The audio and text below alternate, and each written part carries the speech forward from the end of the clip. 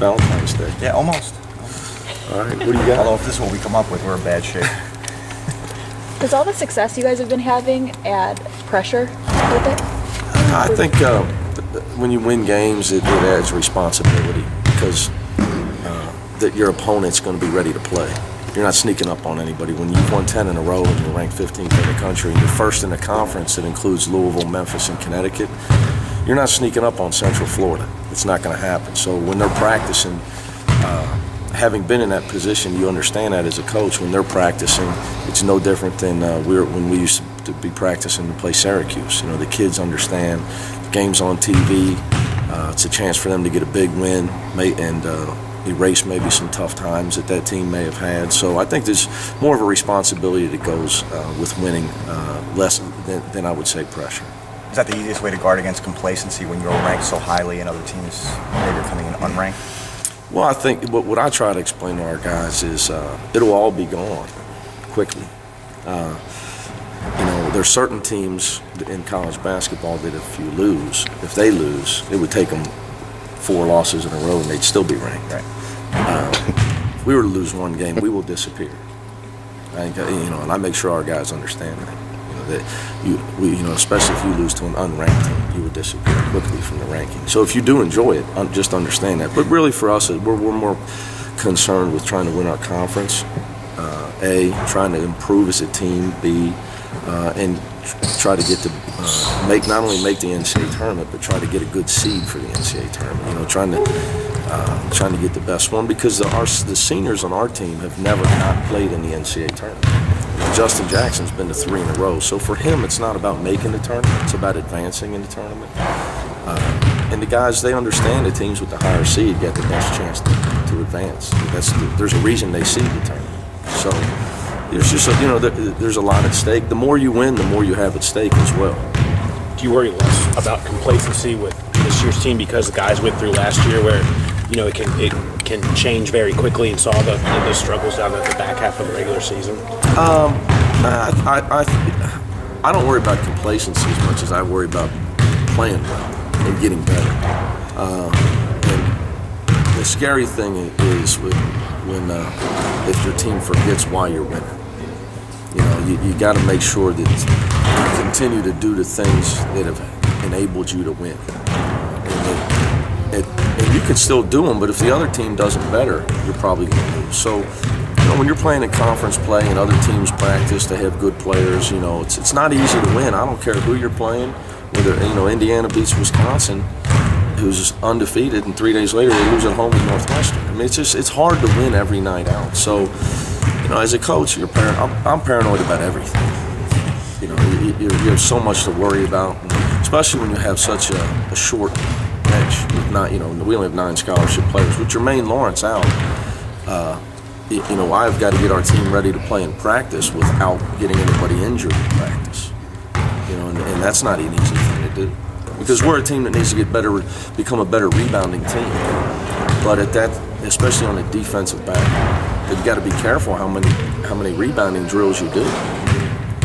Your scoring defense is still off the charts, 26-3, 70 under. Is that a product of your guys? They're just getting after it like that, or is it offensively dictating tempo to keep the games where you want them? Or is it a combination? Well, what we focus on, first of all, you can't guard pick what the guys call them. I call them turnovers for touchdowns. Justin and Titus, they call them pick sixes. You throw the ball away for a dunk on the other end, you can't guard that. So when we start talking about how to stop the opponent, we always start with our offense, with not throwing pick sixes. And that's very important. The second thing is, if you ask why we're good defensively, I got kids that have tremendous toughness. My 3 senior captains, they want to win, and they play as hard as anybody in the country. It's not easy to do what they do. And they don't have a lot of subs. Justin and Titus especially, to play inside defense and out in perimeter defense, and do it as good as they do it, and care as much as they care about it. It says a lot about their character. Because if we didn't do it, we wouldn't be winning. And that's a skill. I think too many people get caught up in he's not we don't have talent. Oh, yes, we do. There's a lot of skilled players that lose. Playing hard and playing to win is a talent. Unfortunately, that talent's not accentuated by recruiting analysts. But it is a talent, and it is a talent that anybody that's looking to put a winning team together is looking for. Central Florida, what do they do that gives you some concern?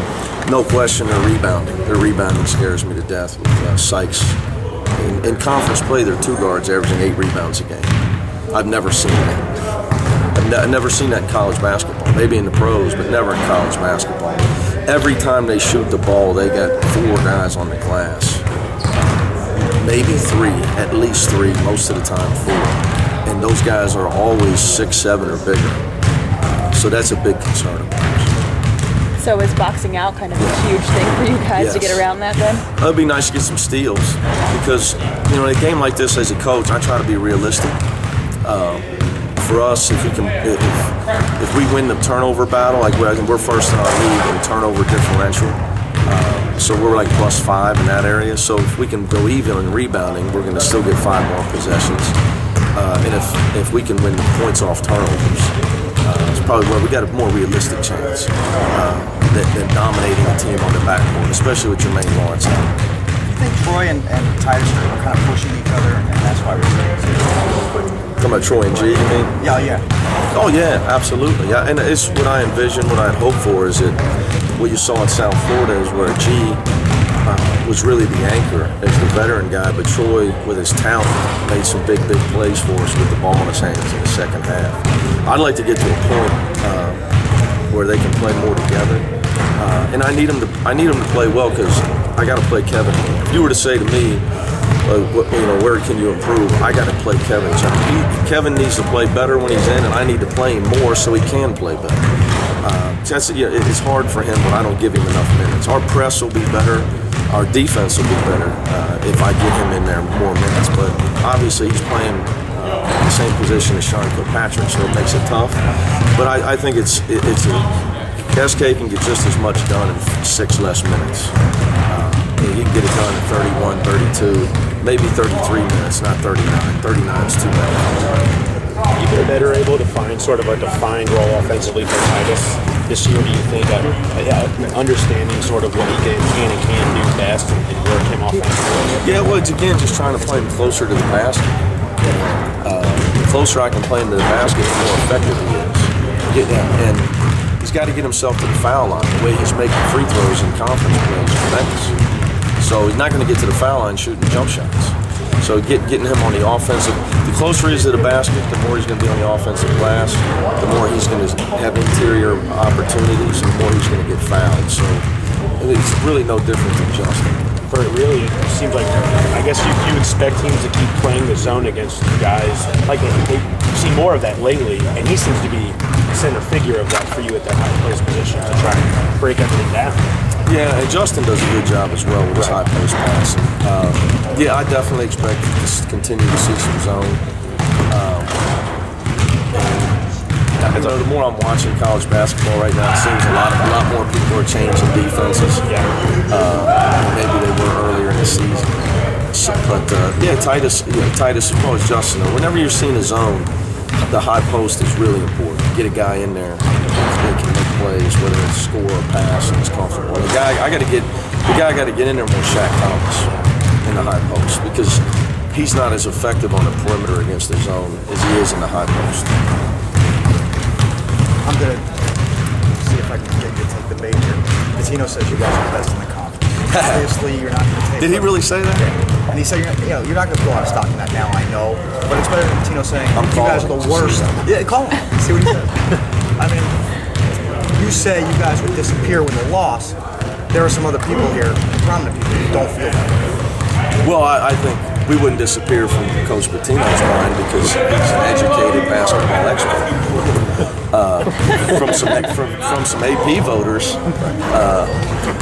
or people that continue to write stories about teams that are 1-5 in their league on national websites. I think that they couldn't wait to just say, "See, I told you they weren't very good." People don't like to admit when they're wrong. So whenever people say this team's not that good, that coach is not that good, that player's not that good. they can't wait for that team to fail. That's just how it is. But I think that we've played really well. We got a big win in Memphis. We haven't stubbed our toe in a hole. We got a lot of games left against the top teams in our conference. Haven't played Louisville, haven't played Connecticut. Still got to go to SMU. So there's a lot of ball to be played. But yeah, I'd rather have him say we're the best team in the conference than the worst, because we've been the worst team in the conference. When I was playing the Katrina washout, and a guy that looked like a golfer in Brandon Miller, and this Philadelphia Eagles' best defensive player, they were all in the rotation. Ron, Brandon Miller, and Connor Barwin were in the rotation. So yeah, I much prefer being first in the conference than last. Is there a confidence in the team right now, Coach, that regardless of the first half, they're going to be able to grind it out against anybody in the second half? Yeah, well, I say more on the road. I think the interesting part of coaching at home, I think our guys feel a little bit more pressure, too much so. It's a concern of mine to blow a team out, where I just want to focus on playing basketball. Well, I think when we get on the road, though, we're just worried about winning. That's all we're worried about on the road. I think at times our guys feel that they need to be too perfect at home, and we get tight at times at home.